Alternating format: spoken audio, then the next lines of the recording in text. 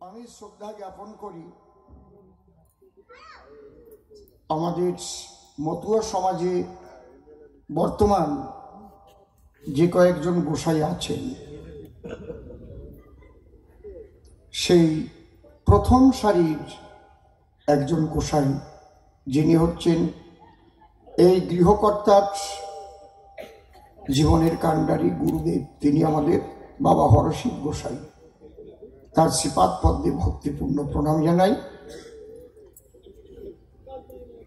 সনাতন ধর্মের প্রচুর অবতার এসেছেন, অনন্ত অবতার, অনন্ত সাধু মহাপুরুষ যারা সনাতন ধর্মের প্রচার প্রসার করবার জন্য, ধর্মকে সংস্থাপন করবার জন্য বারে বারে এসেছেন। সাধু মহাত্মারা যারাই এসেছেন, সাকার নিরাকারে যিনি যেখানে যে অবস্থায় আছেন, প্রত্যেককে আমার ভক্তিপূর্ণ প্রণাম জানাই। মূলত এই বাড়িতে এই অনুষ্ঠান করার মতো পরিস্থিতি ছিল না। বাবা হরসিদ্ধ গোসাই বলেছিলেন এবার বন্ধই রাখো, একটু পুজো দিয়ে। তা গৃহকর্তা তিনিও একজন সংসারী মানুষ হলেও অনেক উন্নত, তিনিও গোসাই মানুষ। আমি সেই প্রফুল্লবাবু এবং তার গৃহে যারাই আছে প্রত্যেককে আমার শ্রদ্ধা জ্ঞাপন করছি। তার সঙ্গী সাথী যারা, কারণ ওনার একটা মাত্রই বোন আর একজনই ভগ্নিপতি। হঠাৎ হার্ট অ্যাটাক করে ব্রেন স্ট্রোক করে মারা গেছে। এটা তো খুবই দুঃখজনক। 3 দিন আগে সেই বাড়ি অনুষ্ঠান হয়, সম্ভব হয় কাদের হয়? যাদের হরিপদে গুরুপদে মনে একনিবিষ্ট থাকে। তোমার ইচ্ছা পূর্ণ হোক প্রভু। হরসিদ্ধ গোসাই বলার পরে প্রফুল্লবাবু বলেছিলেন, বাবা যখন অসীমবাবুকে কথা দেওয়া হয়ে গেছে, বাক্য নষ্ট করা যাবে না, হরিনামই তো হবে, হরি কথাই তো হবে, তাহলে হরি কথার মধ্যে দিয়ে তার আত্মার শান্তি হয়। এই যে মানসিকতা, এই মানসিকতা বর্তমান যুগে কটা পাওয়া যাবে আমি বলতে পারবো না। আপনারা যার যার কথা ভেবে দেখবেন যে একটা মাত্র বোন ভগ্নিপতি মারা যাবে, তার 3 দিন মাত্র সেই বাড়ি অনুষ্ঠান হবে। একটু বাড়ি গিয়ে ভাববেন। তাই আপনাদের কাছে আমার প্রার্থনা, হরিভক্তরা এসেছেন, হরিভক্ত, কৃষ্ণ ভক্ত, রাম ভক্ত, কালী ভক্ত যাই হন না কেন, আমরা সবাই সনাতনী। আমরা বিভক্ত হব না। বিভক্ত হলে আমরা দুর্বল হয়ে যাব। আমাদের ভবিষ্যৎ খুব ভয়ঙ্কর। ধর্ম কিন্তু সংকটে আছে, খুব ভীষণ সংকটে আছে ধর্ম আমাদের। কারণ অন্য ধর্মের মানুষ, আমরা কাউকে বলি না জোর করে যে আমাদের ধর্মে আসো, আমাদের ধর্মই ভালো, তোমাদেরটা খারাপ। কিন্তু পশ্চিমবাংলায় শুনতে পাচ্ছি এমন কথাও হচ্ছে, ইসলাম নিয়ে যারা জন্মগ্রহণ না করেছে তারা দুর্ভাগা, তাদের দাওয়াত দাও, তারা ইসলাম গ্রহণ করুক। এগুলো শুনবো পশ্চিমবাংলায়, এটা ভাবি নাই কোনোদিন। এটা কিন্তু কোনো রাজনৈতিক কথা না, এটা হচ্ছে আমার ধর্ম রক্ষা করার কথা। তাহলে সনাতনীরা যদি আজকে ঐক্যবদ্ধ না হয়, তাহলে আপনার পরবর্তী প্রজন্ম কাদের কাছে রেখে যাবেন, এটা ভাববার বিষয়। আপনি মারা যাবেন, আমি মারা যাব, ছেলে পেলে নাতি পুতি বংশ পরম্পরায় আসবে,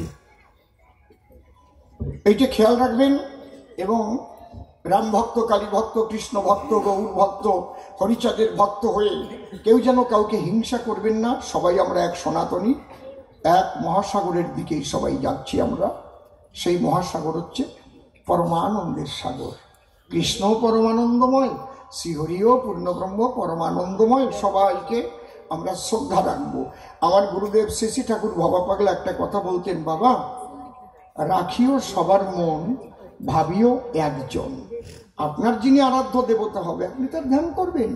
আপনি হরিভজন করেন, শ্রীহরি আপনার আরাধ্য দেবতা, কিন্তু কৃষ্ণ তাকে নিন্দা করবেন না।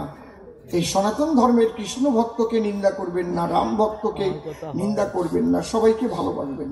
আপনি বৈষ্ণব, আপনি কৃষ্ণ ভক্ত, কিন্তু তাই বলে হরিচাঁদের ভক্ত দেখলে ওই যে আষাঢ় মালা, এরকম না। এই মালা টালা কিন্তু শ্মশানে কিচ্ছু যাবে না, আষাঢ় মালাও যাবে না, তুলসীর মালাও যাবে না, যাবে নাকি? নাকি যাবে? আরো যদি ওর মধ্যে সোনার দানা দিয়ে মালা বানানো যায়, ওই মালা নেবে কিনা, কোন ছেলে নেবে, কোন বেটার বউ নেবে, তাই নিয়ে ঝগড়া বাঁধবে।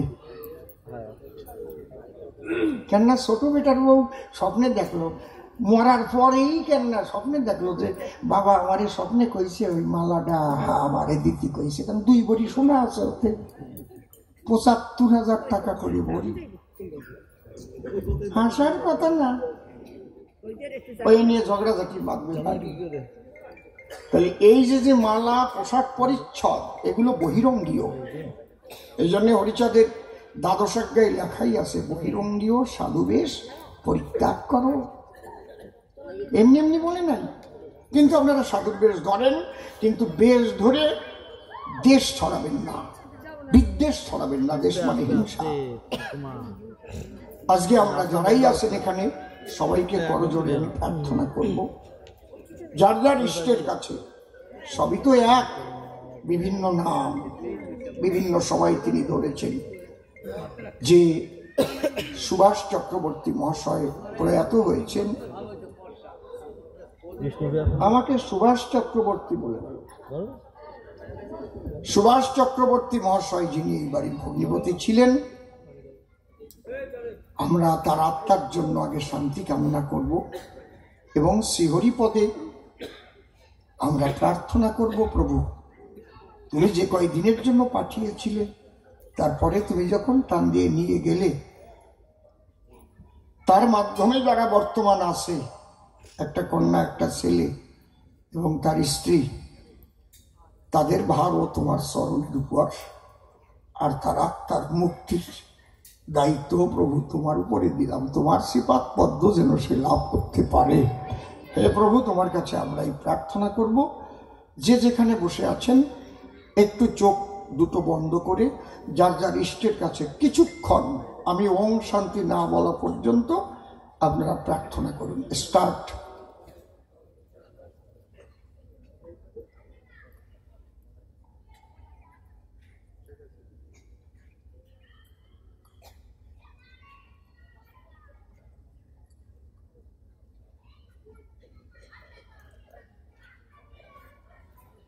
ওম শান্তি, ওম শান্তি, ওম শান্তি।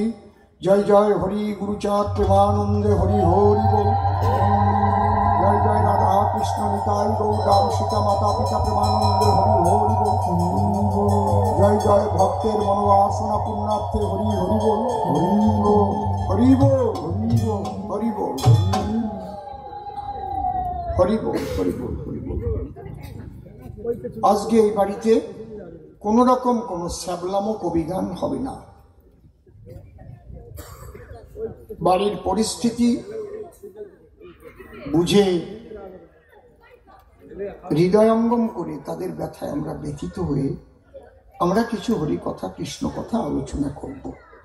কোন রকম কোনো বাজে গল্প আজকে এখানে হবে না। জয় হরি বল। যে যেটুক পারবে হরি কথা, কৃষ্ণ কথা বলবে। আমি প্রথম একটা গান দিয়ে আরম্ভ করছি।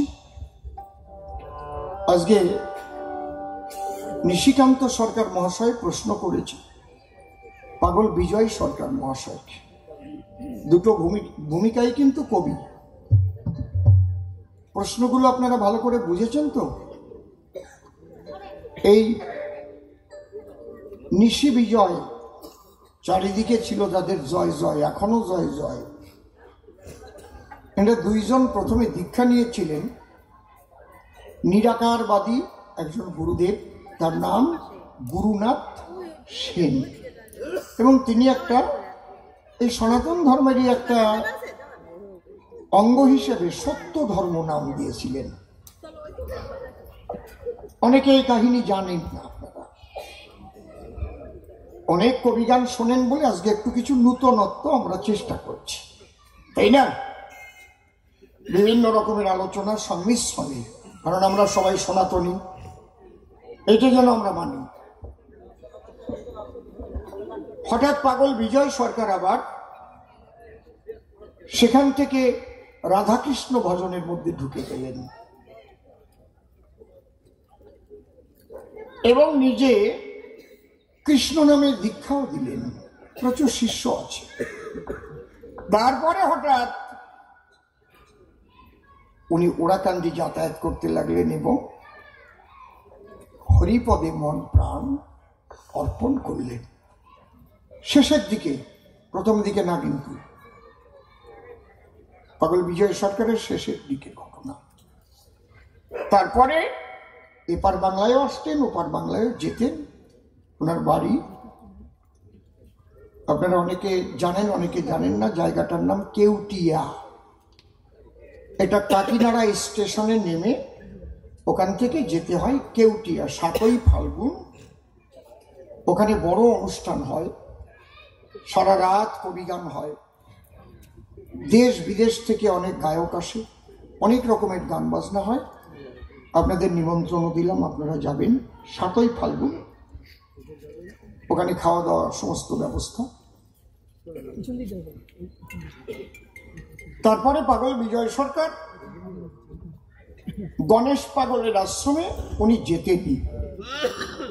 কেষ্টখ্যাপা গণেশ পাগলের নাম শুনেছেন আপনারা? কেউ নাম শুনেছেন? কারা নাম শুনেছেন? হাত উঁচু করেন তো। কয়জন দেখি? অনেকে তো চেনে না। উনিও মহামানব ছিলেন, সবই গুরুচাঁদের দরবারেরই মানুষ।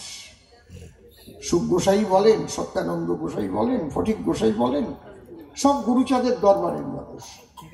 কারণ হরিচাঁদ গুরুচাঁদ না আসলে তার আগে এই দলিত পতিত লাঞ্ছিত বঞ্চিত সমাজের কোনো মানুষ কোনোদিন গোসাই হতে পারে নাই। এদের তো ধর্মের অধিকারই ছিল না। ওই মাচার তলায় একটু লক্ষ্মীর আসন, তাই না? কুমির পুজো, একটু আষাঢ় পুজোর গান, বুঝেছেন কি বলছি? একটু মাচার তলা মাটি দিয়ে ঠাকুর করে। আজকে তো মন্দির হয়েছে, আজকে অধিকার পেয়েছে। এটা বাবা হরিচাঁদ গুরুচাঁদ ঠাকুর আসার পরে, যেটা সত্য। এই জিনিসটাকে ভালো করে অনুধাবন করতে হবে। শুধু কবিগান শুনে গেলাম, কবিগান গেয়ে গেলাম, এরকম হলে হবে না। একদম ভিতরে এটাকে ঢুকিয়ে নিতে হবে না। এই জন্য প্রশ্ন করেছে যে তুমি গুরুতে গিয়ে প্রথম গুরুকে ত্যাগ করলে, রাধাকৃষ্ণর কাছে গেলে, সেখান থেকে আবার ত্যাগ করলে হরিচাঁদের দলে গেলে, আবার দেখি গণেশ পাগলের কাছে গিয়ে ঘোরাফেরা করো, তোমার বাপটা কি? এর মধ্যে আবার বলে গেছে কৃষ্ণ চরিত্র বেশি ভালো না। ও ভালো মন্দ আমি বিচার করতে যাই না, তুমি করি বেড়াও গিয়ে। তুমি বুঝিছো ভালো না, আবার নিজে গান লিখিছো কি? হ্যাঁ, ও লেখছো কেন? মধুর কৃষ্ণ লীলা বৃন্দাবনে, জানে না প্রেম প্রেমিক বিনে, প্রেমিকা প্রেমিকের সনে প্রেমের আলাপন। তোমার গান না? ও ডুবে সেই প্রেমের অকুল সাগরে, রাধে পেল শ্যামনাগরে, নিশীথে নিকুঞ্জে করে মধুর প্রেমের আস্বাদন। তোমার লাগে না? তুমি যখন আজকে কৃষ্ণ নিন্দা করতেছো, উল্টাই তোমার প্রশ্ন দিলাম, এ লিখলে কেন?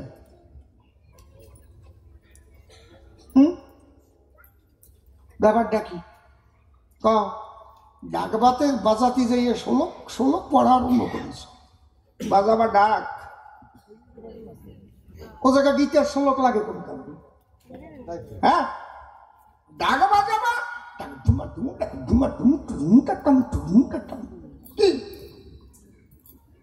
ডাক বাজাবা, ঢোল বাজাবা, খোল বাজাবা, তাই নিয়ে একটার মধ্যে দুধের মধ্যে চানাচুর মিশতে আইছো কি করি? আরো তোমার কৃষ্ণ সম্পর্কে যে ভালো ভালো গান তুমি লিখেছ, এগুলো লিখলে কেন? মধুর কৃষ্ণ লীলা কেন লিখলে? আর আজকে কেন বললে যে কৃষ্ণ চরিত্র খারাপের জবাবটা আগে দেবা, তারপরে ফের কথা কবা, নয়তো চুপ। মোটে কথা কবা না, খবরদার। কথা কিন্তু যেই কতি যাবা অমনি আমি উঠে কব যে চুপ। একজন আম চুরি করতে গেছে, আম গাছে উঠে পাকা পাকা কয়টা খাইছে, এর মধ্যে মালিক খাইছে। এই তোরে আম বাগানে চুরি করতে পাঠাইছে কেটা? আমার ওই কি চুপ, কথা কবি না আমার সামনে। চুরি করতে পাঠাইছে কেটা ক? যেই কতি কতি চুপ, মোটে কথা কবি না, এক কথাও কবি। কই কথা কব না তোর কব কি করি? কই কই নামি আয়, নামি আয়। ও তো বয়তার নাম দিস না, না রে তোরে পাঠাইছে কিনা? নামিয়ে কথা কবি কয় আমি নাম দিছি। আবার কথা কইস আমার সামনে, আমার আম বাগান, আমার গাছ, এত সাহস তো? আজকে চুপ করাই দেবো কিন্তু একদম। মোটে মধুর কৃষ্ণ লীলা লিখলে কেন জবাবটা দিয়ে অন্য কথা কবা। কি গোসাই রে, কি কন মায়েরা? কি কই কি কৃষ্ণ চরিত্র ভালো না? কৃষ্ণ তোমাকে ঘরে ঢুকেছি নাকি যাইয়ে? চরিত্র ভালো না? হ্যাঁ, প্রথমে এসে কয় কৃষ্ণ চরিত্র ভালো না। এরকম কথা কবা না ভাই নিশি, বুঝলে? যাক তাহলে আগে একটা গানের মধ্যে আসি। জয় হরি বল। কি একটা গল্প করলেন? এই বিসি কেউ কয় গৌরী, কোন বলদ আছে কন্টি দেখি কেন কয় বিসি কয়া লাগবে কোন কামে? বাড়ি যেয়ে যদি অর্ধেক নামে ডাক দিত, চিত্রা, বিচিত্রা, বিবাদিক, শুনছ? অচিত্রা, বি কম না। ও আগে যে ঠেলি এই কয় ও বিসি, মারবে না? বউ কইছে আমি তোমার বিসি। দেখি কার সাথে বিয়ে বলছি? কদি বাবা অর্ধেক নামে ডাকতি কইছে বিচিত্রা, বিবাদ দিয়ে যদি বলতো চিত্রা, শুনছ সোনা কোথায় তুমি? ও বাবা, মনটা কেমন ফুলিয়ে উঠতো না। এই জন্য ও বাড়ি খাইছে বুদ্ধির গুলি। এই জন্য আমাদের শাস্ত্রে লেখা আছে, কি লেখা আছে এগুলো বুঝতে হবে কিন্তু। বুদ্ধির যস্য বলং তস্য নির্বুদ্ধিস্য কুত বলং। যেখানে বুদ্ধি থাকে সেখানেই বল, আর যে বেবোধ সে যতই মোটা সোটা যাওক না কেন সে দুর্বল। বুঝেছেন? ভারতবর্ষ কয়েকদিনের মধ্যে বাংলাদেশকে স্বাধীন করে দিয়েছিল, কয়েকদিনের ভিতরে। কি করে জানেন না? বুদ্ধির দ্বারায়। ওই যে ওটার নাম কি, যশোর ক্যান্টনমেন্ট, মাটির তলায় পাকিস্তানি সেনারা রয়েছে, মানে দাদা মারিছে, আর চারপাশ দিয়ে দমকল বসাই দিছে, হুঁশিয়ার করে দিয়েছে 3 দিনের মধ্যে যদি তোমরা সারেন্ডার না করো দমকল দিয়ে জল দিয়ে বাড়ি ফেলবো। ওরা সাঁতার ছাড়ে, ওরা মনে মনে ভাবে এই জল যদি ভরিয়ে দেয় তাহলে বাঁচার আর কায়দা নাই, তার সাইতে উঠিয়ে হাতুসো করে বাঁচিয়ে যাই। যুদ্ধ করা লাগলো না। বুদ্ধি। খান সেনা না একটা শরীর কি তা জানেন? দেখেন নাই, মারাত্মক। 7 ফুট, 6.5 ফুট, 7.5 ফুট বেশি দেখছি, আমি দেখেছি। হ্যাঁ, হাসার কথা না, দেখলি এমনি ভয় করে। আমি পাথর মারিছি, তখন আমাদের বাড়ি ছিল দার্জিলিং, রাঙাপানি। ওই ফাঁসি দেওয়া বর্ডার দিয়ে ধরে ধরে নিয়ে আসতো, বুঝতে পারছেন? রাঙাপানি, হ্যাঁ, নিউ জলপাইগুড়ি, রাঙাপানি, চটেরহাট, নিজবাড়ি, ধুমডাঙ্গি, করশলা, পাঞ্জিপাড়া, গাইশাল, গুঞ্জুরিয়া, কানকি, সূর্যকমল। তখন আমের ব্যবসা করতাম দাদুর সাথে, সব মুখস্থ স্টেশনের নাম। হ্যাঁ, বুঝেছেন? দেখেছি যে কি, তাহলে অত বড় শক্তিশালী খালি বুদ্ধির দ্বারায়। আর উনি বুদ্ধিহীন, এই জন্য বাড়ি যায় কয় ও বিসি, বলত কোথাকার, ওইসব মানুষের দ্বারাও যায় না, বুদ্ধিহীন মানুষের সাথে বন্ধু পাতাই না। জয় হরি বল। তাহলে এবার গাই। হ্যাঁ, একটু ঠিক করে নাও। গান শিখতে গিয়েছিলেন রাঙাকর্তা, অর্থাৎ বাজা কবি মনোহর সরকারের কাছে। তখন রাঙাকর্তা বলেছিলেন, আমি যখন বাজা বলবো তখন কি বাজাতে হবে? ভোপালি। আস্তে আস্তে যাও।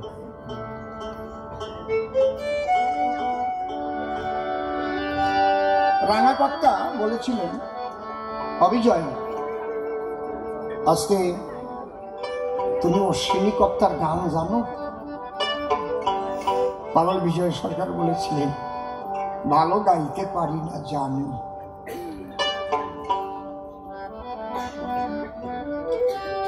তখন ভারত থেকে একটা একতারা বের করে দিলেন মনোহর সরকার, গাও তো একতারা বাজায় গাও।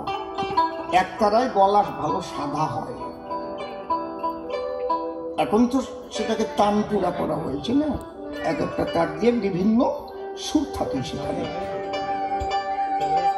তো উনি যে গানটা গেয়েছিলেন অশ্বিনী কর্তা, আমি সেই গানটা দিয়ে আরম্ভ করেছি।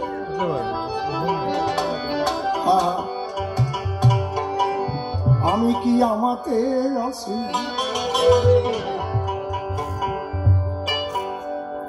হরিচাঁদের রূপে নয়ন দিয়ে, ঘরে ঘরে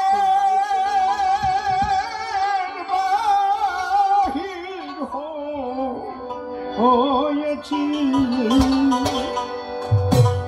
আমি আমাতে আছি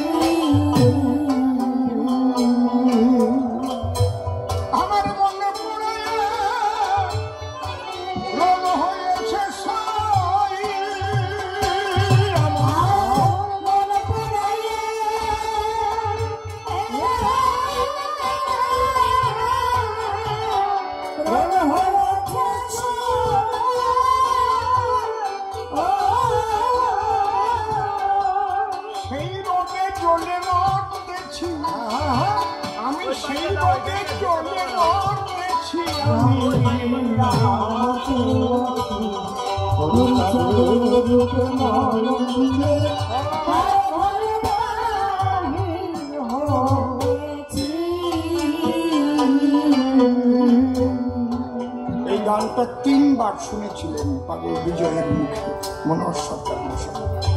আবার গাও বিজয়, আবার গাও, ভালো গাও।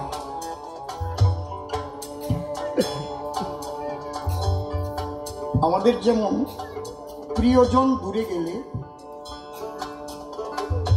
তখন পরাণ পড়ে, তার কথা যখন মনে পড়ে পরাণ পড়ে, আমরা ভাসি চোখের জলে, তাই না? শুধু শুধু দেখবেন কোনো বাচ্চা বাবা বাড়ি নাই, 1 মাস আসে না, খালি খালি কাঁদতেছে। মা কয় কান্দিস কেন? আমার পরাণ পড়তেছে। কার জন্য? বাবার জন্য। আমার কি ওই রকম বাবার জন্য পরাণ পড়েছে? বাবা হরিচাঁদের জন্য, বাবা গুরুচাঁদের জন্য পরাণ পড়েছে।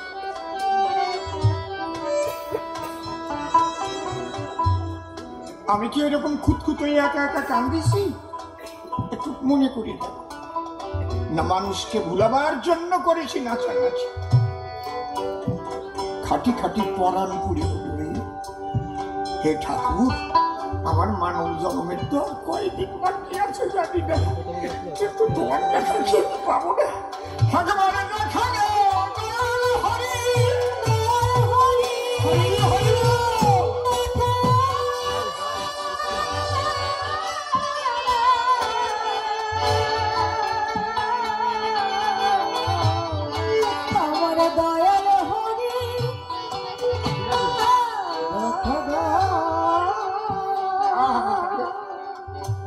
সেই পরাণ পোড়া কান্নাই আলাদা বাবা, সে কান্না থামে না, তারপর ডিক্সি উঠে যায়, অসুবিধা নেই, ভালো না।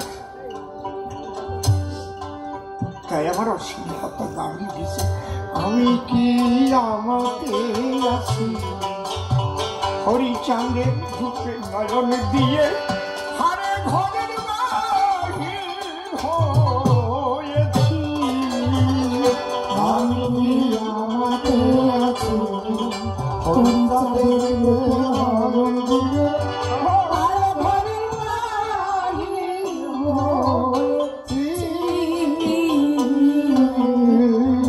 আমার মনে পড়ে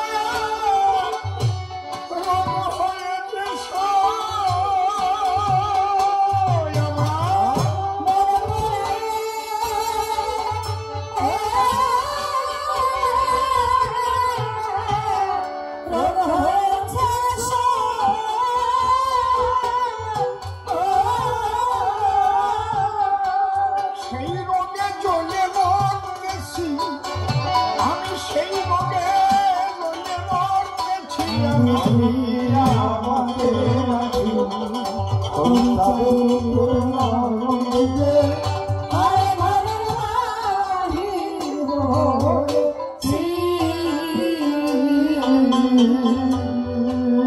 মনে পোড়া রোগের রীতি, সাদা জলে বিষের বাতি, মনে হয়েছে ছন্নমতি, আমি কি করতে কি না করতেছি, ওরে দেখবেন কারো স্বামী যদি বিদেশে থাকে বোঝা যায় তার মুখ দেখে, বহিরঙ্গীয় কোনো সাজ পোশাক ভালো লাগে না তার। কি রে দিদি, মাথাটা একটু আশ্রালি না ভালো করে তেল তেল দিয়ে, শাড়িটা ভালো করে পর, ভালো শাড়ি পর, কার জন্য পরবো, কারে দেখাবো রে, যার জন্য পরবো সেই তো বাড়ি নাই, ওদিকে লক্ষ্য আর নাই আমার, সব কাজ করবে কিন্তু তার মধ্যে একটা উদাসীন ভাব থাকবে, যদি প্রকৃত পতিব্রতা সতী হয়। একটু যদি লাগাই রাখলাম, সব স্ত্রী এরকম হয় না, কোন স্ত্রী আবার মনে মনে ভাবে তাড়াতাড়ি যেন বাড়ি আসে না, কেন ভাবে তা আমি বলবো না, ঠিক ওই রকম তিনি তো সবার পতি, তিনি তো সবার পিতা, তিনি তো সবার গতি। ওই গানটা আছে না, হরি পরাণ ও পুতুল আরে কপাল, সবকিছুই তো হরি। গান তো আমরা করি, গান তো আমরা গাই, কয়জনে গান খাই, খাবার ভালো করে না খেলে, হজম না হলে শরীরে লাগে নাকি সেই খাবার। তাই আমার ওর শ্রীকর্তা লিখলেন,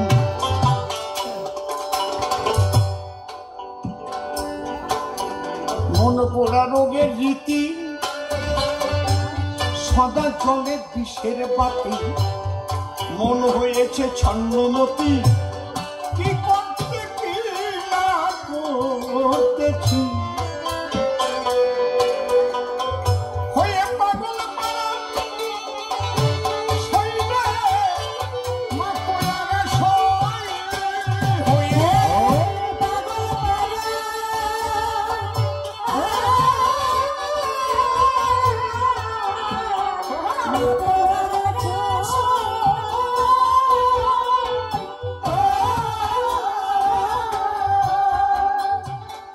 কুলের ভয়ে ভুলে গিয়েছি, হরি হরি হরি বলে, হরি হরি হরি বলে, কুলের ভয়ে ভুলে গিয়েছি, আমি আমাকে আছি হরিচাঁদের নয়ন দিয়ে হারে ঘরের বাহির হয়েছি।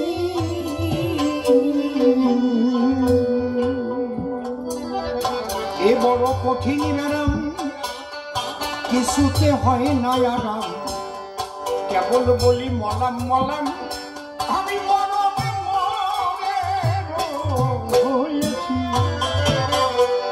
ওরে এ বড় কঠিন ব্যারাম, কঠিন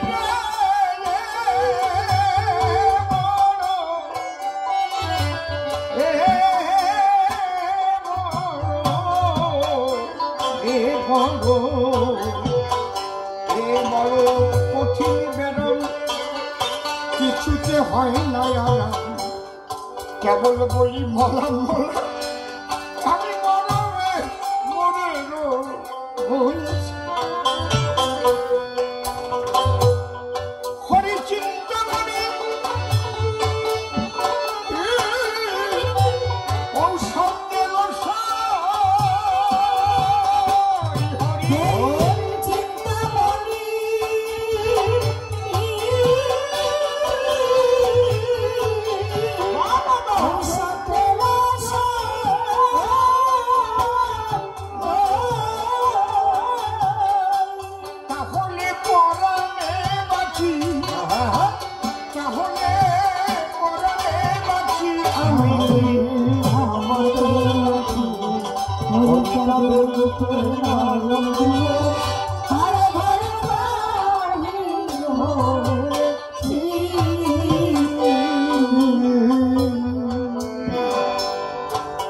হরি প্রেম বিচ্ছেদ রোগে আমি বাঁচি না তার ভাবুক থেকে, আমার মন বসে না ভোগে চোখে, যে রোগে রোগী হয়েছি।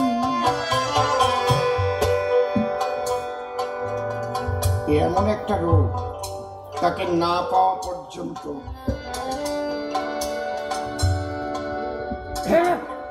জন্ম জন্মান্তর কাঁদতে কাঁদতে যায়। মানুষ ভাবে কান্দে কেন? কেউ মারেও না, কেউ কটু কথাও কয় না, কিন্তু কান্দে অহরহ। সেই বিরহ থাকে অন্তর, সবকিছু করে কিন্তু সবকিছুর ভিতরে তার মন থাকে, তার শেষ পদনত। এই জন্য আমার অশ্বিনী কর্তা লিখলেন, শুধু শুধু 3 বার গানটা শুনতে চাই নাই গো। ওহো হরি প্রেম বিচ্ছেদ রোগে আমি বাঁচি না তার ভাব বেগে, মন বসে না ভোগে যোগে, আমি যে রোগে রোগী হয়েছি। আমি খনে খাসি খনে কাঁদি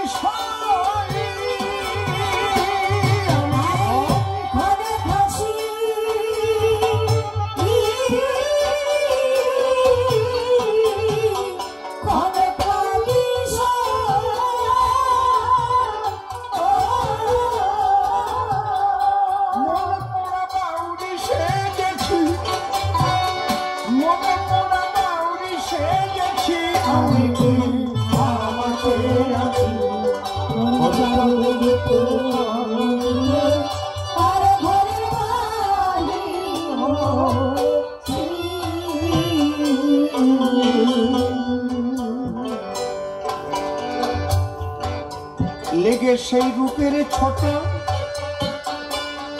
খসে পড়ল পঞ্চ কাটা, চাঁদকুলের পর দিয়ে বাটা খেলতেছি। আমি যেদিকে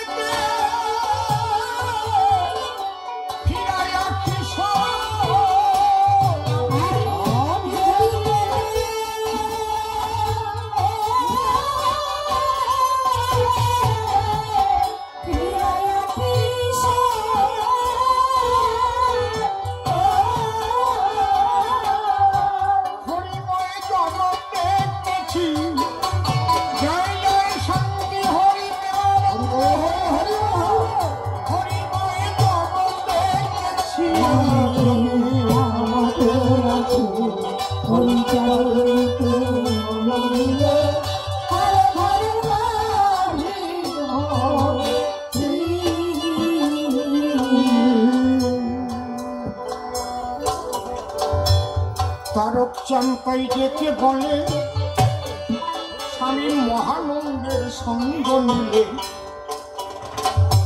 তার এই দশা হয় কপালে সচক্ষে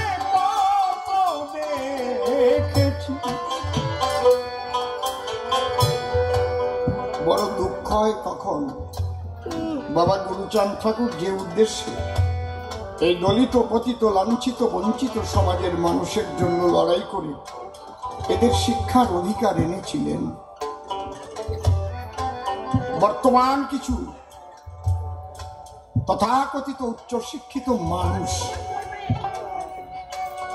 তারা যেভাবে বাবা হরিচাঁদ বাবা গুরুচাঁদের আদর্শকে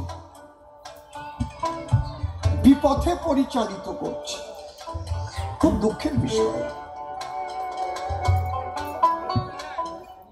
তারা বলছে মতুয়াদের গুরু নাই,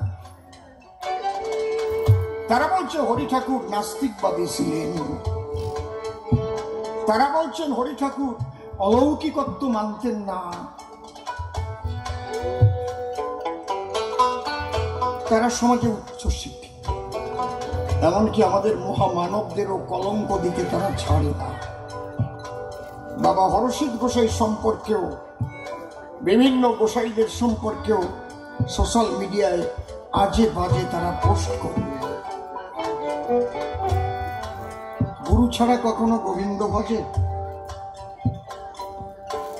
গুরু রেখে গোবিন্দ ভজে সে পাপী নরকে বাজে। এই বেহালা বাজাচ্ছে একটা গুরু নাই, হারমোনিয়াম বাজাচ্ছে বাঁশি বাজাচ্ছে গুরু নাই, আমি কবিগান গাচ্ছি আমার গুরু নাই, আমি লীলা কীর্তন গাইতাম আমার গুরু ছিল না, আমি রামায়ণ গাই আমার গুরু নাই, আমি নাম কীর্তন শিখেছি কত রাগ রাগিনি আমার গুরু নাই। যার গুরু নাই সে হচ্ছে বেলেল্লা। গুরু হচ্ছে একটা নৌকার কান্ডারি রে, একখানা নৌকা ছেড়ে দিলে যখন নৌকা স্রোতের জলে ভেসে চলে, মাঝিবিহীন হলে সেই নৌকা কোথায় যাবে তা ঠিক আছে? মাঝি তো হাইলের কাঁটা ধরে নিয়ে যেতেও পারে, সেই হাইলের কাঁটা যিনি ধরেন তিনি হচ্ছেন গুরু। হরিবল হরিবল। আর এই সাধু গোসাই পাগলরা গুরুরা যদি না থাকতো, হরিচাঁদ গুরুচাঁদের প্রচার প্রসার হতো? তার বংশের লোক কি প্রচার প্রসার করেছে? আমি তাদের শ্রদ্ধা রেখে বলছি, বলেন।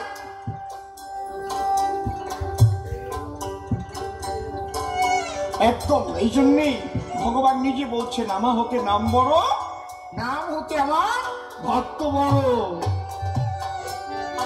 ভক্তরাই তো তার প্রচার প্রসার করে। প্রত্যেকের গুরু ছিল, অশ্বিনীকর্তার গানে বোঝাই যাচ্ছে। তারক সন্তাই ডেকে বলে স্বামী মহানন্দের সঙ্গ নিলে, বুঝতে পারছেন? তবে কি গুরু আছে কিন্তু কুলগুরু নাই, যেটা আগে ছিল। যে ব্রাহ্মণরাই দীক্ষা দিত, আমার বাবা যে ব্রাহ্মণের কাছ থেকে দীক্ষা নিয়েছে তার ছেলের কাছ থেকে আমার নিতে হবে, তার ছেলের কাছ থেকে আমার ছেলের নিতে হবে।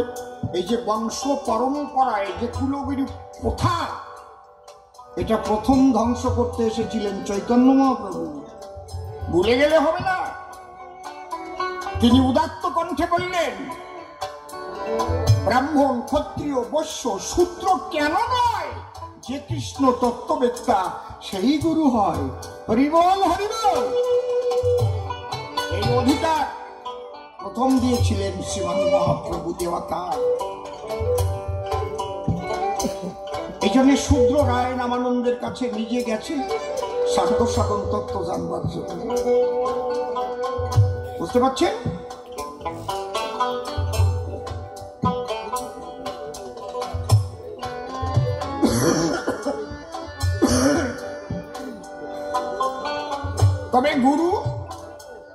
গুরু যেন হয়। মতুয়াদের গুরুকে বলে ধরা। তুমি কার ধরা? ধরা মানে কি? যে ধরার সন্ধান জানে তারে ধরো। কি ধরা?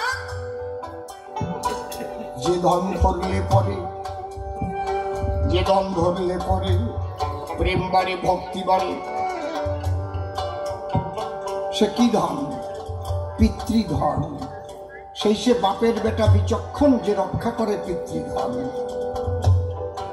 যে ধরার সন্ধান জানে তারে ধরে তুমি সমর্পিত হও তার শ্রীচরণে। অধর মানুষ ধরবি যদি ওরে আমার মন, যে ধরেছে তারে ধরে নিরিখ ধরে কর সাধন। ধরা মানুষ না ধরে যদি মরা মানুষ ধরে, তাহলে মরা ধরে যেটা হবে সেটাই তো মরবে। হরিবল হরিবল।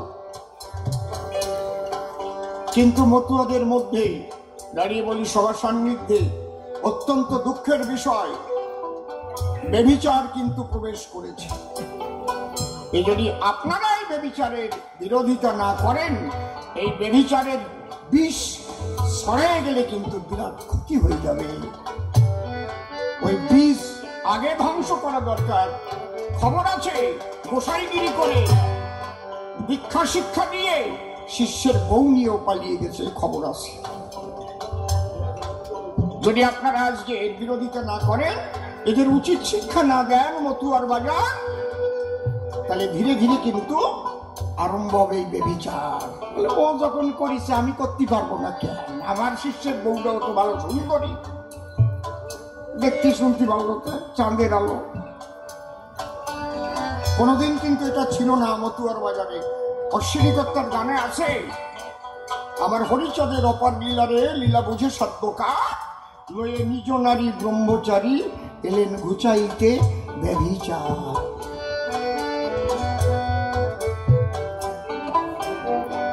হ্যাঁ, একদম মন চলো যাই গুরুর দরবারে। এই গানটা তৈরি কি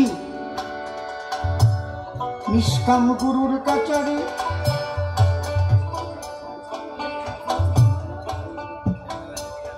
মন চলো যাই গুরুর দরবারে। ওই আমি পথটা, ওই প্রথম যে কলিটা যেটা নিষ্কাম গুরুর কাচারি, যেথায় নাই জুয়া চুরি, কামুকের দণ্ড ভারী আছে না আইন অনুসারে।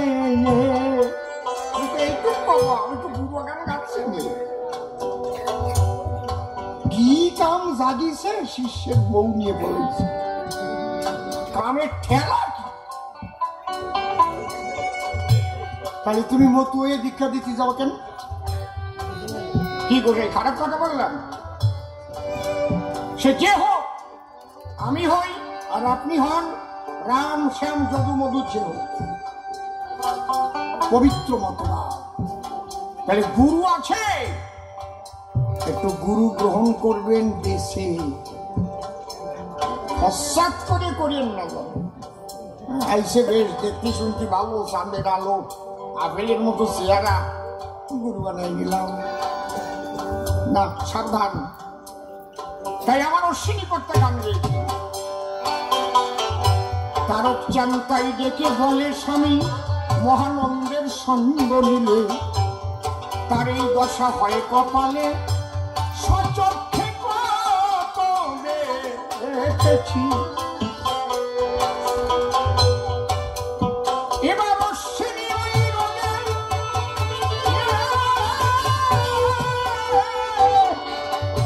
মরুর জলে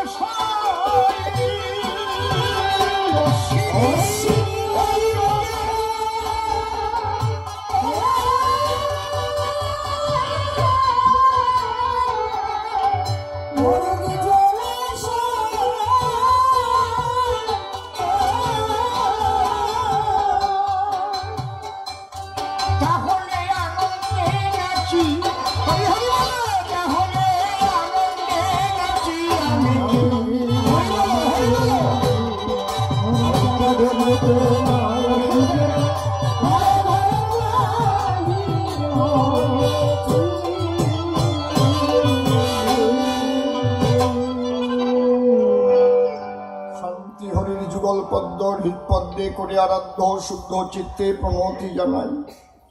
সাধুগুরু বৈষ্ণব হেরি আর যত পুরুষ নারী আমার ভক্তিপূর্ণ প্রণাম গ্রহণ করিবেন সবাই। মন্দ্রে একবার হরি বল, এ নাম দুর্বলের বল, নাম বিনে কি আছে বল এ ভব সংসারে। যেজন করে হরি চিনতে, হরি করে তার চিনতে, অন্তে জীবকে নিয়ে যায় সে ভব সিন্ধু পারে। তাই বলি মনে রসনা, তেজে বিষয় বাসনা, কেলে সোনার উপাসনা করো সার। ওই যে হরি দীনবন্ধু, পাইলে তার কৃপা বিন্দু, ভব সিন্ধু সেদিন হবি পার।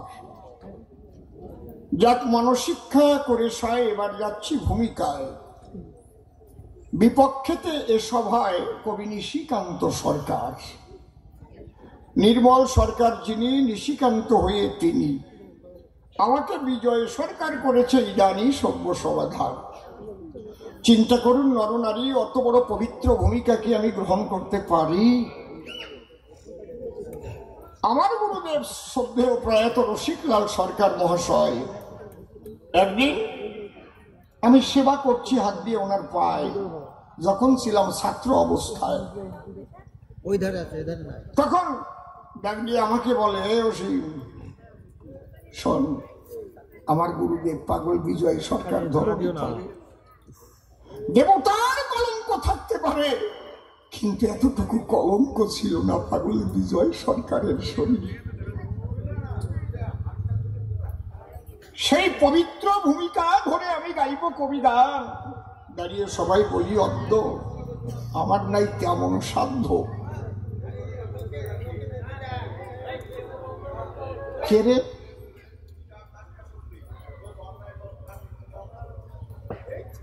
এই ওদের কি হয়েছে?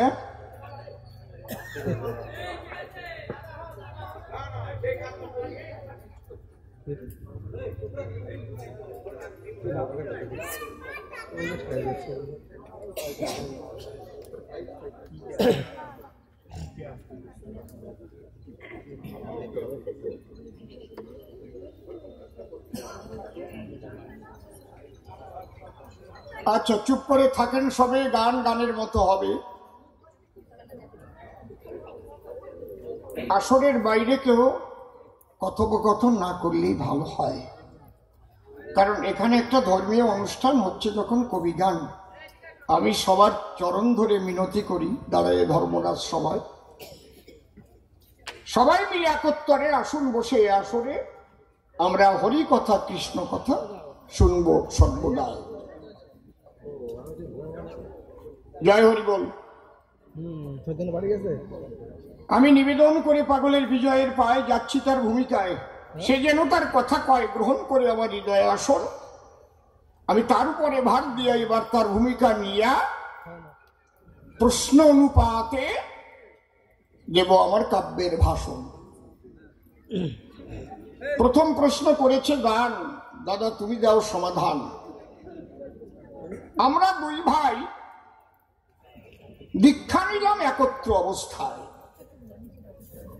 আমাদের গুরু যিনি স্বয়ং গুরুনাথ সেন হলেন তিনি। আমরা সত্য ধর্মে নিয়েছিলাম আশ্রয়, কিন্তু বলো তুমি আমায় খুলে সেই নিরাকারবাদ ছেড়ে দিয়ে কেন তুমি আবার রাধা কৃষ্ণের ভজনে গেলে? এইটা আমার জানবার বিষয়। ভাই নিশিরে, একটা কথা বলি তোমার ধারে। ঈশ্বর নিরাকার, ঠিক কেমন নিরাকার? দেখো, অন্তর দিয়ে দেখো ভেবে। মানুষ যখন লেখাপড়া শিখতে হলে প্রথম দিয়ে ভর্তি হবে কোথায়? প্রাথমিক স্কুল যারে কয়। প্রাথমিক স্কুলের বিদ্যা হলে শেষ, হাই স্কুলে করে প্রবেশ। কথা তো মিথ্যা নয়।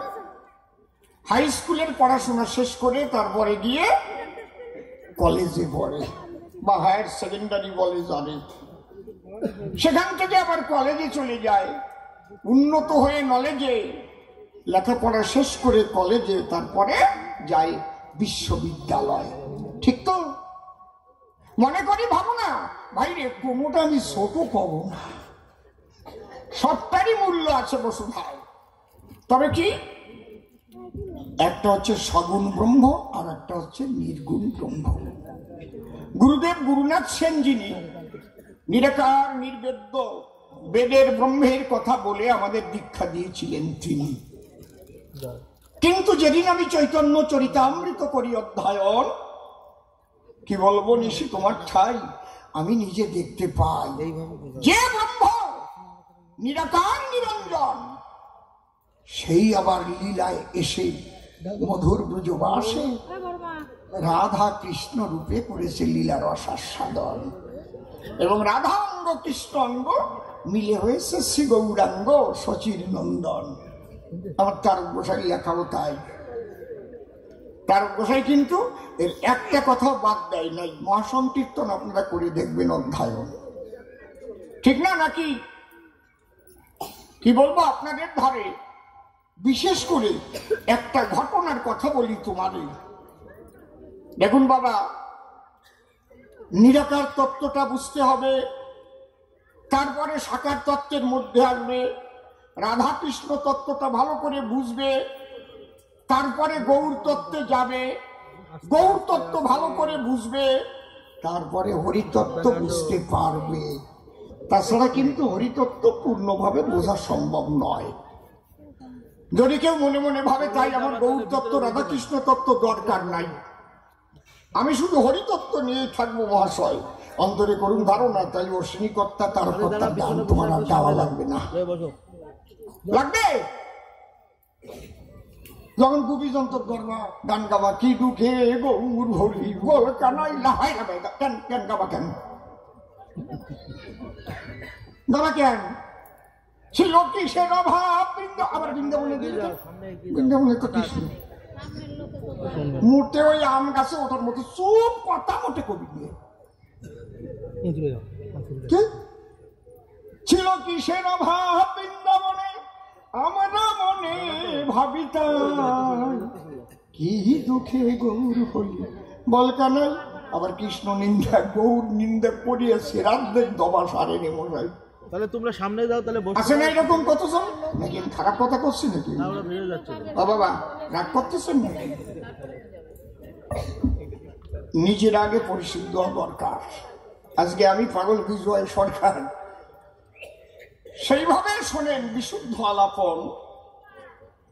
নিশিকান্ত যে প্রশ্ন করে আমি জবাব দিচ্ছি ধরে ধরে। আজকে কিন্তু একদম নিরাকার হতে সাকারে হরিতত্ত্বে এসে মিলন করতে আছে কিঞ্চন। এই যে ব্রহ্মকে যে বলে নিরাকার, নিরাকার ব্রহ্ম কি নিরাকার? তারও আছে আকার, কিন্তু সেই আকার মানুষের চোখ দিয়ে কেন, বিজ্ঞানের কোন যন্ত্র দিয়েও করা যায় না দর্শন। যদি বলেন দেখা যায় না, ও তো বাবের ঘরের কথা, তোমাদের দেখা যাবে না। আবার আকার আছে। বছর 2 আগে 25 সাল না 3 বছর হয়ে গেছে, মুখ ডেকে চলতে কেন, সব মুখে ঠুসি করতে কেন, কিসির ভয় যেন কথা কও। যদি স্বামীর হত করো না, বহু কয়ে সরো না করো, হ্যাঁ আমার এইবার ধরিয়া না গোসাই, ঠিক না? করোনায় একটা কাজ করে গেছে বাবা, প্রেমিক প্রেমিকার চুমো খাওয়াটা বন্ধ করেছে। ভয়তে কেউ আর চুমো খাই, যদি করোনা ঢুকে যায় মনের মধ্যে সেই ভয়। কি খারাপ কথা করছি না তো? আরে আমাদের আর কি চুমো খায়, চুমো খায় তো আমেরিকায়, দেখলি ধরিয়ে আর খায় না, এখন আর খায় না, কেউ দেয় না এখন, খায় না, বুঝেছেন? হাতে তাই হাত দিতে চাই না, চুমো তো খাই না, বেকায়দা ব্যাপার করেছে করোনায়। করোনা তোমরা দেখিছো? এই চোখ দিয়ে দেখা যায়, অনুবীক্ষণ যন্ত্র দিয়ে দেখা যায়? কখনো নয়। শক্তিশালী অনুবীক্ষণ যন্ত্র দিয়ে দেখা যায় নয়, কি দিয়ে দেখা যায়? মাইক্রোস্কোপ দিয়ে দেখা যায়, যাকে ইলেকট্রনিক্স অনুবীক্ষণ যন্ত্র বলা হয়। বোঝা যাচ্ছে? কত সোজা না? তাহলে আমার কথা করো লক্ষ্য, ব্রহ্ম এত সূক্ষ্ম, তাকে কোনো ধরার যন্ত্র বৈজ্ঞানিকরা কোনোদিন সৃষ্টি করতে পারবে না ধরায়। সাধনাতে ধরা পড়ে, সাধকের সাধনার ঘরে, সে ওই জ্যোতি দেখতে পারে, তাছাড়া নয়। তাহলে একে নিরাকার কেন দেয় পরিচয়? যদিগম নিষ্কলং ব্রহ্ম বোমাতীত নিরঞ্জনম অপ্রত্যক্ষমবিদ্যং বিনাশোৎপত্তি পরিবর্জিতম। আজকে যদি ধৈর্য ধরে শোনেন কিছু আলোচনা করব, আর যদি দেখি এলোমেলো কাট দিয়ে আর একদিক চলে দেব, কারণ মনে হয় আপনারা একাগ্রতা সহকারে যে কয়জন আছেন এই আসরে বসে আছেন শোনার আশায়, অন্তরে আছে ভাবো, বলার চেষ্টা করব, কারণ এগুলো তো মুখস্থ কথা নয় না। বাবা মা গো কথা বলো না, মা কথা বলো না, শোনো। দেখবেন জ্যামিতি করতে গেলে জানেন যত জ্ঞানী দলের প্রথম একটা সূত্র আছে বইয়ের পাতায়। প্রথম কি সূত্র? বিন্দু কাহাকে বলে। তাহলে বিন্দুর সূত্র কি আছে সেখানে? ডেফিনেশনটা কি আছে? যার দৈর্ঘ্য প্রস্থ কিছুই নেই, শুধু অবস্থান আছে, তাকে বিন্দু বলা হয়। এই তো তার সংজ্ঞা। এটা তো ভুল। যার অবস্থান আছে তার কিছু না কিছু দৈর্ঘ্য প্রস্থ আছেই আছে। ওই বিন্দুটাকে আচ্ছি কাজ দিয়ে যদি ধরা যায়, চিন্তা করেন নারী নর, দেখবেন বিন্দু কত বড়, তার দৈর্ঘ্য প্রস্থ নাই ওই জায়গায়, কিছু না কিছু আছেই আছে। ঠিক ওই সূত্র যেমন মানুষের সূত্র, তেমন ব্রহ্ম নিরাকার নিরঞ্জন। এই ব্রহ্মের মধ্যে অনন্ত গুণ, ভালো করে তাই শুনুন। তার গুণের যখন প্রকাশ নাহি হয় তখন তারে নিরাকার বলে, দাঁড়িয়ে বলি সবতলে। আর গুণের প্রকাশ হলে তখন সগুণ ব্রহ্ম হয় লীলাময়। তাহলে আমি কি পড়ে কৃষ্ণের দলে যাই, গৌরের দলে যাই, সেই একটু শুনবেন তো নাকি? শুনবেন তো? ওখান থেকে আমি তারপরে হরিচাঁদের দরবারে আসবো। দেখলাম আমি গ্রন্থ পড়ে লেখা আছে তার ভিতরে গৌর হরি সন্ন্যাস নেবার পরে কাশীধামে হইলেন উদয়। কেন? কাশীতে মায়াবাদী সন্ন্যাসীদের ডেরা ছিল। তারা সংসারীদের ঘৃণা আরম্ভিল, সংসারীর সঙ্গে করে না ধর্ম আলাপন। সংসারী যারা নারী নিয়ে থাকে তারা, এদের দ্বারা হয় নাকি ধর্ম আচরণ? ওই দলে যে দীক্ষা নেয় সে কিন্তু ওই রকমই হয়ে যায়, এবং আমাদের অবতারবাদকে মানে না কখন। একমাত্র ব্রহ্মবাদী তারা। রসের গোড়া মনে মনে ভাবলেন তাই, এদের যদি প্রেম ভক্তি দেওয়া না যায় বৃথা আশা আমার নদিয়ায়। এই জন্যে উনি সন্ন্যাস নিয়ে কাশীতে হলেন উদয়। কিন্তু ওই সন্ন্যাসী যারা কৃষ্ণ নাম হরিনাম করে না তারা, আর রসের গোড়া ভোরবেলা উঠে উঠে কৃষ্ণ নাম গাইতে গাইতে যায়। এই খবর ওনাদের গুরুর কাছে গেল। 60,000 গুরুর শিষ্য ছিল। তার নাম কি? প্রকাশানন্দ সরস্বতী। যখন তার কাছে নালিশ গেল, প্রকাশানন্দ ডেকে বলল, কাশীতে এসে কৃষ্ণ নাম করে কোনজন? অন্তরে আমার আছে ভাবো, তাকে একটু দেখতে যাব। এত বড় সাহস নিয়ে এসেছে, তাকে করা দরকার দর্শন। ভোরবেলা যখন দেখতে যায়, গৌরাঙ্গ মহাপ্রভুর রূপ ও মাধুর্য দর্শনে আত্মহারা হয়ে যায়। এমন রূপের মানুষ থাকতে পারে বসুধায়, এ তো আমি ভাবিনি কখন। উনি ওখান থেকে এসে ফিরে ডাক দিয়ে বলে শিষ্যদের ধারে, তোদের করি মানা, এই লোকটাকে কটু কথা বলিস না, একে দে নিমন্ত্রণ। কথা ধর, বিশেষ একটা দিন দেখে নিমন্ত্রণ কর, আর বড় মাঠে করবি আলোচনার আয়োজন। তোরা আমার কথা নিবি, একখানা মাত্র মঞ্চ রাখবি, দিবি 2টো সিংহাসন। ও একটাই বসবে, আমি একটাই করব উপবেশন। এবার তোমরা সবাই বসবা নিচে, আলোচনা হবে সেই সময়। তুমি সন্ন্যাসী হয়ে কৃষ্ণ নাম করো কিসের দায়? যদি জবাব দিতে না পারে ওরে ঘাট ধরে পাঠাবো নদিয়ায়। বিরাট প্যান্ডেল হলো, মঞ্চ তৈরি হলো, মহাপ্রভুকে নিমন্ত্রণ দিল, হাজার হাজার মায়াবাদী সন্ন্যাসীরা এলো, সব বসে গেল। খাটের উপর একা গুরুদেব বসা ছিল, আসে না আর রসের গোড়ারা। যখন সবাই এসে বসলো তার আগে সবাই পা ধুয়ে ধুয়ে বসেছিল। ওই যে পা ধোয়া জলে যে কাদা হয়ে গেল, হঠাৎ প্রকাশানন্দ চেয়ে দেখতে পায় দুই বাহু তুলে হরি হরি বলে ওইদিকে রসের গোড়া ধায়। আমার কথা বলো না, শোনো।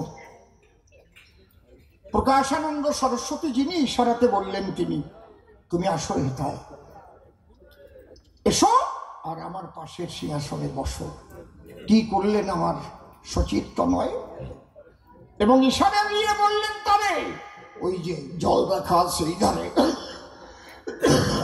যে জায়গায় পা ধোয়ার পরে সবাই আসন করেছে গ্রহণ, ওখান থেকে পাও ধুয়ে এসে সিংহাসনে বসে তোমার সঙ্গে হবে ধর্ম আলাপন। মহাপ্রভু জলের কাছে গেল, কিন্তু কি করলো? আমরা তো শুধু গান গাই, হ্যাঁ, মান অপমান সমান যার তার মতো আর মানিকে। ষোলক্ষই তৃণাদপে শুনিছেন তরুরিব সহিষ্ণু না অমানীন মানদান কীর্তনীয় সদা হরি। কি করলো গৌর হরি? পাও তো ধুলোই না, বসে শোনে জ্ঞানী ধরে মহাপ্রভু সকলের পাও ধোয়া জলের উপর গড়াইয়ে পড়ে। হরি হরি হরি হরিবল হরিবল, ওই জলের উপর গড়াগড়ি দিয়েছে। তখন যার জন্য রত্ন সিংহাসন, সে ওদের সবার পা ধোয়ার জলের উপর গড়াচ্ছে। তখন প্রকাশানন্দ সরস্বতী যিনি অবাক হয়ে দেখছেন, তিনি কি এ মানুষ কেমন? হঠাৎ দেখতে পায় ব্রহ্ম জ্যোতিতে ভরে গেছে সেই জায়গায়, আর মহাপ্রভু দেহের চিহ্ন নাই। আমরা যে ব্রহ্ম জ্যোতির করি ধ্যান, বিলুপ্ত হয়ে গেল গৌরাঙ্গের দেহখান, সেই জ্যোতিতে পরিপূর্ণ হল। হঠাৎ দেখতে পারে জ্যোতি ধীরে ধীরে ধীরে ধীরে ধীরে ধীরে একটা বিন্দু হয়ে গেল। ওই বিন্দুর মধ্যে থেকে একটা ওম শব্দ বহির্গত হলো, সেই ওমের মধ্যে থেকে রাধা কৃষ্ণ যুগল হয়ে দাঁড়ালো। হঠাৎ তখন দেখতে পারে যে রাধা রানীর অঙ্গ বিগলিত হয়ে মিশে যাচ্ছে কৃষ্ণের শরীরে। উনি একাই দেখতে পাচ্ছে রাধা অঙ্গ কৃষ্ণ অঙ্গ, দুই অঙ্গ মিলে আবার হয়েছে গৌরাঙ্গ। বাহু তুলে হরিনাম করেছে উচ্চস্বরে। তখন কি করলো? প্রকাশানন্দ ওই চৌকি থেকে গড়াতে গড়াতে গড়াতে গড়াতে নেমে মহাপ্রভুর চরণে পড়ল এবং ডেকে বলল, সবার ঠাই আমরা করেছি বড় অন্যায়। যে নিরাকার ব্রহ্মের ধ্যান আমরা করি সর্বদাই, সেই নিরাকার ব্রহ্ম যিনি রাধা কৃষ্ণ রূপে বৃন্দাবনে এসেছেন তিনি, আর রাধাঙ্গ কৃষ্ণাঙ্গ মিলে হয়েছে শ্রী গৌরাঙ্গ। তোরা সবাই আয়, প্রেমানন্দে বলে হরি হরি। ওই যে প্রকাশানন্দ তখন ভক্ত হয়ে যায়। তাহলে ব্রহ্ম কি শুধু নিরাকার? না, ব্রহ্ম সাকারে আসে, মত্ত হয় লীলা রসে। এইটা যখন বুঝলাম আমি, রাধা কৃষ্ণ ভজন করতে লাগলাম দিবাজ আমি। হা গৌর বলে কেঁদে উঠে আমার প্রাণ। কিন্তু ভাই বলি, তোমার বরাবরই যখন আমি হরি লীলা মৃত হরি, বা একই তিনি এসেছেন ওরাকান্দি বর্তমান। আমার তারক গোসার জীবনী পড়ে দেখলাম আমি তার ভিতরে তারক গোসাই গান করবার তরে চালনাতে যায়। চালনাতে যখন গেল, কবি গান হচ্ছিল, বিপক্ষ কবি প্রশ্ন করলো, তাই কবি বর কথা লবে, একটা কথার জবাব দেবে, নাকি পরম ব্রহ্ম মানুষ হয়ে আসে দুনিয়ায়? তাহলে এই মানুষ হয়ে তো লক্ষ লক্ষ কোটি কোটি মানুষ দেখা যায়, মানুষ বেশি মানুষ। তাহলে সেই ঈশ্বর যখন মানুষ হয়, কি দেখে বুঝবো যে সাধারণ মানুষ সে নয়, সে পরম পিতা, সে এসেছে দুনিয়ায়? তারকচন্দ্র সরকার যিনি ব্যাখ্যা করে জবাব দিয়েছিলেন, তিনি 49 চিহ্ন আর 32 লক্ষণ দেখিলে জানিবে সে নিত্য নিরঞ্জন।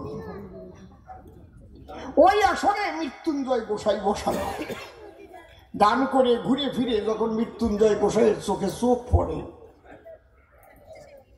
চুম্বক যেমন লোহাকে ধরে মারে টান, বসে শোনেন জ্ঞানী দল তারককে টান দিতে লাগলো।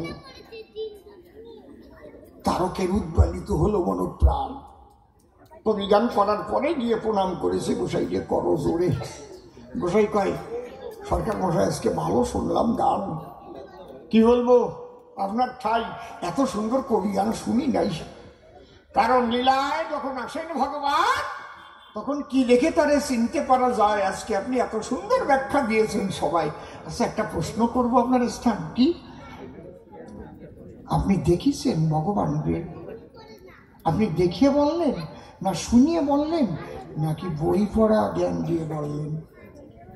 তারক গোসাই বলে, তাই আমি তো সেই মনের মানুষ খুঁজে বেড়াই, তাকে তো দেখি নাই। ভাগবত আমি করেছি অধ্যয়ন, ভাগবত মুখস্থ করে তাইতে আমি 49 চিহ্ন আর 32 লক্ষণের কথা ব্যাখ্যা করি। সেই ঈশ্বরকে চেনার পথ আমি করেছি বর্ণন। বলে, হায় হায় হায়, যে মানুষটি শুধু বই পড়ে এত সুন্দর পায়, সে যদি একবার সেই সোনার মানুষের দর্শন পায়, তাহলে সে আরো বলতে পারবে কত সুন্দর। তখন ও সরকার মশাই কি, যিনি ব্রজে কৃষ্ণে ছিলেন, নবদ্বীপে গৌর হলেন, তিনি যে আমার ওরাকান্দি এলেন, এটা আপনি জানেন মশাই? কি বলেন? ওরাকান্দি কে? এবার নাম ধরেছে, স্বনামে এসেছে। স্বনামে মানে তার আসল নামটা কি? তারক গোসাই বলছে, আসল নাম তো হরি। তার মূল নাম, প্রথম নাম হরি। হরি রূপে প্রথম তিনি হয়েছেন প্রকাশ। বলে এইবার তিনি সেই হরি নামেই এসেছেন। বলি, আপনার ওই পাশে করে দাও, ওই পাশে করে দাও। তুমি আগেরবার ক্যামেরা আছে কি? আছে, যাও। সেটাই বলছি আমি। ক্যামেরা ফেলে দিতে গেছিল। যখন বলে হরি এসেছে, ওরা কান্দি, তারকের মন উঠলো কান্দি। আবার ভাবে মনে মন, অনেক গুরু গোসাইয়ের শিষ্য যারা গুরুদেবের সুনাম করিয়ে তারা শিষ্য বাড়ায় অগণন। মনে আমার আছে, ভাবা আমি ওনার সঙ্গে ওরা কান্দি যাব, যদি তার অঙ্গে চিহ্ন আর দেখি লক্ষণ, তারপরে তার চরণে আমি প্রণাম করবো অর্পণ। এই মৃত্যুঞ্জয় গোসাই তারকরে ধরে নিয়ে গেল ওরা কান্দি প্রেম বাজারে। হরিচাঁদ বসা ছিল সেই জায়গায়। হরিচাঁদ ঠাকুর দেখার সাথে সাথে ডেকে বলে, মৃত্যুঞ্জয়ের সাক্ষাতে, আমি তুমি এত সুন্দর তোতা পাখি পেলি কোন জায়গা? অন্তর দিয়ে দেখ ভেবে, এই যে সুন্দর হরি কথা কবে। তারক গোসাই ভাবতেছে, ও আমারে বুঝি কোরামিন ইঞ্জেকশন দেয়। অত সোজা না। তুমি যদি সেই ব্রজের কৃষ্ণ নদিয়ার বাবুর হও, ভাগবতে যা লেখা আছে আমার সেটা দেখা আছে, সেই 49 চিহ্ন আমাকে দেখাও। অন্তর্যামী হরিচাঁদ বুঝলো তারকের মনোপ্রাণ। কথা কৃষ্ণে ঠাকুর তখন কি কর্ম করেছিল বটে? যখন আলস্য ত্যাগ করার ভান করলো দয়াল হরিচাঁদ, তার শরীরে সেই চিহ্নগুলি উঠল তখন ফুটিয়ে। তারক গোসাই দেখতে পারে, আমি যা পড়েছি ভাগবতের ভিতরে, যখন নরাকারে পরমেশ্বর পূর্ণানন্দ পরম ব্রহ্ম আসেন বসুধায়, আসেন যখন মানুষের বেশে এই সোনার দেশে, তার অঙ্গে যেসব চিহ্ন দেখা যায়, এ কি, এ তো আমি সেই সব চিহ্ন দেখি। ঊর্ধ্বভাবে সুশোভিত রেখাতে পায়, ধ্বজবৎসাঙ্কুশ চিহ্ন হিফলতায়, শঙ্খচক্র মিনজম্ভু নামে যেই ফল, কল্পতরী পতাকা জাহ্নবী বিকল, গজস্কন্ধ কোকনদ কর পদতল, নখচন্দ্র নখমুদ্রাবতী সুনির্মল, সুধাকর ছাত্র আরো সুধাকর জব, এই ঊনবিংশ চিহ্ন কহিলাম সব, তখন চিক্কন মখ চিক্কন নামী সুগভীর, আজানুলম্বিত বাহু কবল শরীর, তারকের নয়নে বহিছে নীর, হরি হরি হরি বলে তারকে যখন ঢলে পড়ছে চরণ তলে, হরি বলে মৃত্যুঞ্জয় ওকে নেও কোলে, ওই কোলে নিয়ে হরিপদে করলো সমর্পণ, জয় জয় হরিচাঁদ গুরুচাঁদ চাঁদ পিতে হরি হরি বল সর্বজন।